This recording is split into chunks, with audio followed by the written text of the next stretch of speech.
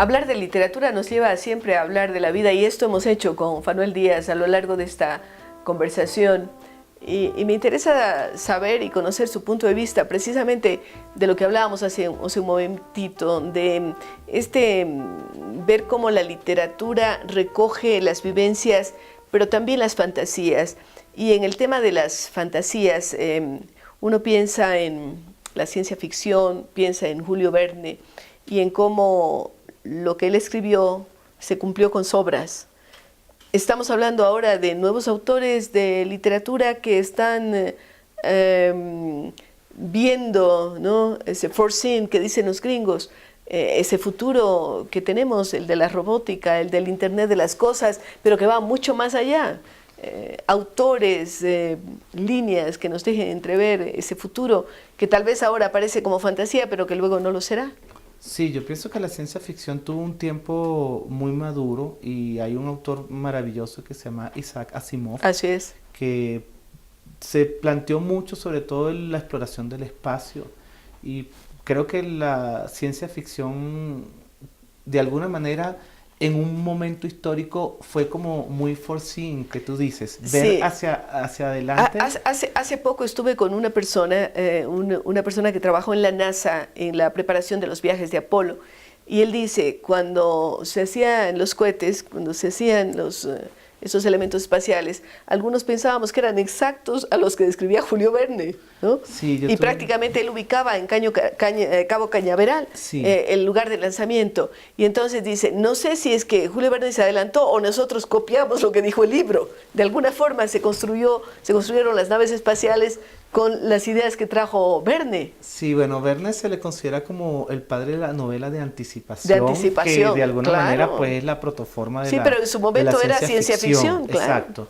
Yo tuve la oportunidad de hacer una investigación sobre la vida de Jules Verne, auspiciada por la Embajada de Francia, y estuve en su casa en Amiens, y era sorprendente, el piso estaba lleno con mapas, y él, las rutas de los viajes que hacía, los iba poniendo en el piso de su casa, claro. Y estaba suscrito a más de 100 revistas científicas de todo tipo, y su mundo en parte era leer información científica, y leía sobre minería, y leía sobre ciencias del espacio, y leía sobre paleontología. Entonces, claro, con una mente tan lúcida y preclara, él pudo trabajar ciertos aspectos que le dieron una capacidad para ver las cosas.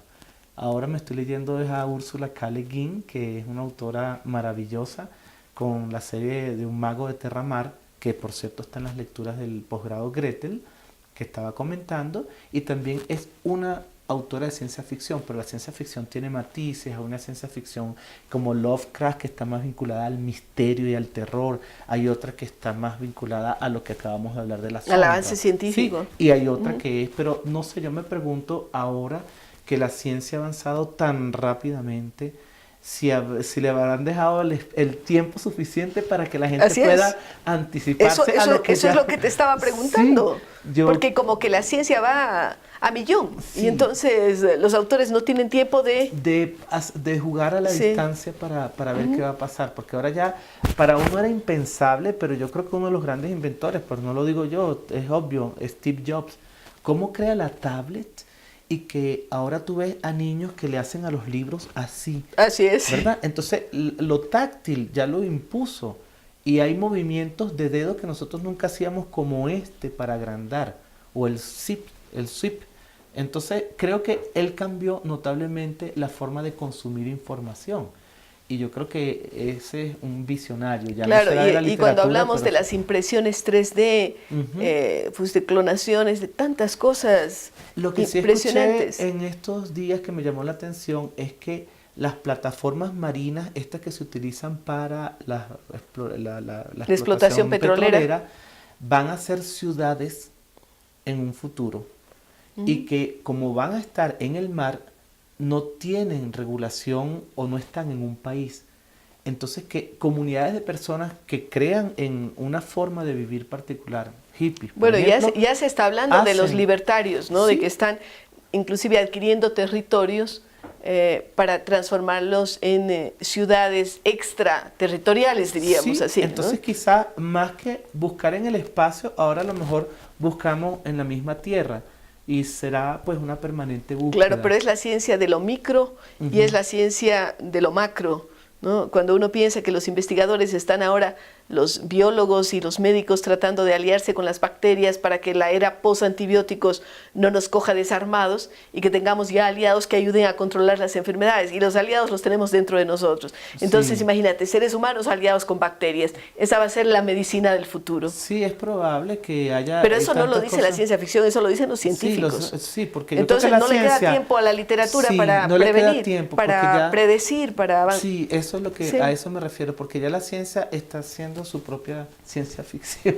ella misma, porque está avanzando unos pasos agigantados y ya los modelos teóricos están bastante consolidados a mirar a lo que viene inmediatamente. Bueno, ¿y qué le espera a la literatura? Tú con tu análisis, con tus capacidades a la literatura latinoamericana, ¿viviremos Bueno, otro boom como yo aquel? pienso que en la literatura infantil o la literatura latinoamericana tiene dos posibilidades de crecimiento y tres como grandes ríos donde puede crecer. Una posibilidad de crecimiento está en la narrativa juvenil.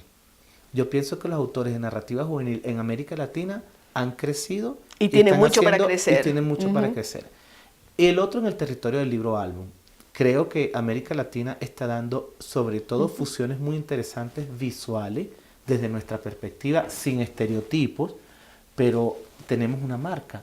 Y la marca es la luz del trópico, es el color, es el realismo mágico, es el mestizaje. Todo eso lo estamos. La combinación Sí. de hábitats Lo- en lo un podemos territorio, transmitir, a veces sí. en territorios pequeños, ¿no? Y una literatura que para nada, yo pienso que fue un poquito inválida en su momento, pero nosotros hemos tenido una tradición literaria que ahora comienza a dar sus frutos. Estoy hablando de la del boom, estoy hablando de grandes escritores, hay muchos que tienen pues una formación de esta generación que ya empieza a dar sus frutos y que se están dedicando a la literatura infantil. Creo que en América Latina el humor, lo fantástico y el realismo también son tres grandes torrentes por donde se puede crecer. La realidad latinoamericana muchas veces asombra y puede generar toda una cantidad de reflexiones en torno Claro, a y lo a que es la veces es realidad. desbordada y Sí. no solo la geografía, sino lo que ocurre con los habitantes, ¿no? Claro, y hay Entonces una da para tradición, mucho. sí, hay una tradición de lo fantástico que incluso viene mucho de Borges, Bioy Casares, que ha venido subiendo y que tiene ramificaciones interesantes y autores que hoy están escribiendo.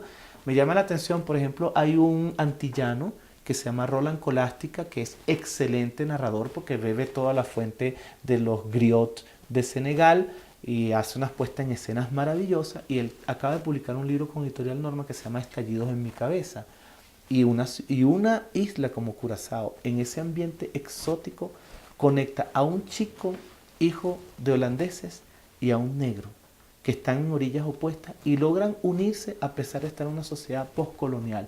Entonces, esa literatura antillana es para mí como algo que está allí como precursor de un movimiento que a lo mejor puede venir, porque el Caribe no está muy incorporado a América Latina. Y bueno, ahí pienso Tiene su que propia sí, dinámica, sus formas. y el sincretismo con que maneja, por ejemplo, una escena donde la abuela tiene un altar religioso con personajes un poco también de la santería africana, sí me parece que está bien conectado con respecto a eso de la realidad latinoamericana. Hemos hablado, Fanuel, del lado de los autores, pero ahora quiero volver a lo que tú estás haciendo, a ese deshacerse de los libros. Vamos ganando lectores, la tecnología está comiéndose o está generando nuevas formas de lectura. ¿Qué está pasando y qué futuro nos espera si nos aventuramos a decir algo? Bueno, yo hoy me quedé un poquito sorprendido por el panorama que contaban de lo que está pasando en Ecuador, del sistema de bibliotecas públicas prácticamente que reducido. No, pues lo encajonaron. Sí, encajonaron los libros. Están hablando de un... Mataron de el Sistema Nacional de Bibliotecas, el Están SINAB. hablando de 0.5 libros por año que se lee en Ecuador. En Colombia es aproximadamente 1.9. En Japón son 40 libros. Entonces, ¿qué está pasando con las nuevas tecnologías? Creo que están suscitando más búsqueda de información indiscriminada, pero están suscitando más búsqueda de información. Sí están generando más lectores en cuanto a que hay personas que incluso se están yendo mucho a los formatos de descarga libre y todo eso. hay una diferencia entre lo que es consumo de libro y la compra de libros. Muchas veces hay sectores robustos porque los estados hacen licitaciones, ahora no tanto. Y hacen compras fuertes. Pero eso no necesariamente implica que se están consumiendo esos libros. Yo creo y me atrevo a decir que los índices crecen, pero son lentos. No son ¿Y cómo se hacen las estadísticas también? Ahí hay un cuestionamiento, ¿no? Claro, yo por ejemplo me fío mucho de las estadísticas del CERLALC, que ha hecho ese trabajo con una metodología y un factor de dispersión que es contenido y que son bastante, pues... No se basan en encuestas, sino en compra de libros. ¿En qué se basan los...? Depende, porque hay estados donde hay búsqueda de si hay licitaciones. Por ejemplo, en algún momento Venezuela parecía como un país donde se producían muchos libros, pero es que el Estado tenía un programa de dotación de libros como texto único ideologizante y hacían unas compras gigantescas. Entonces, claro, eso no es lo mismo que el que va a comprar el libro. Hay dos formas, básicamente, en el literatura infantil de mercadear el libro. Uno son trade, que son los libros que se venden directamente en las librerías y se compran por impulso, los compran porque quiere el lector, y el otro por prescripción, que se lleva a las escuelas con planes lectores. Es interesante. ¿Cómo convences a alguien de que lea un libro? ¿A quien nos está viendo ahora en las pantallas? Yo pienso que es el entusiasmo. La función del mediador es enamorar, hacer que a ti te brillen los ojos. Y cuando tú hablas de manera entusiasta de un libro que te leíste, puedes convencer a alguien. Hay una estrategia que muchas veces yo siempre la cuento o siempre la digo porque la gente quiere saber como cuál es la varita mágica, cómo puede formar lectores. La lectura en voz alta. La lectura en voz alta. Tú lees un libro bien leído, subyugante, y haces maravillas con el deseo de esos lectores y de esos niños. Creas Hay ese que círculo, tentarles con la lectura. Círculo mágico que crea, que te vean, que proyectes bien la voz y tú dejas ese libro encima de la mesa y todos los niños corren porque se lo quieren llevar. Esa es una forma y yo creo que los padres no pueden desatender. Hay que ponerla en práctica. Gracias, Sí. Manuel. Ha sido fantástico conversar contigo, un verdadero regalo. Y amigos, nosotros continuamos luego de una pausa.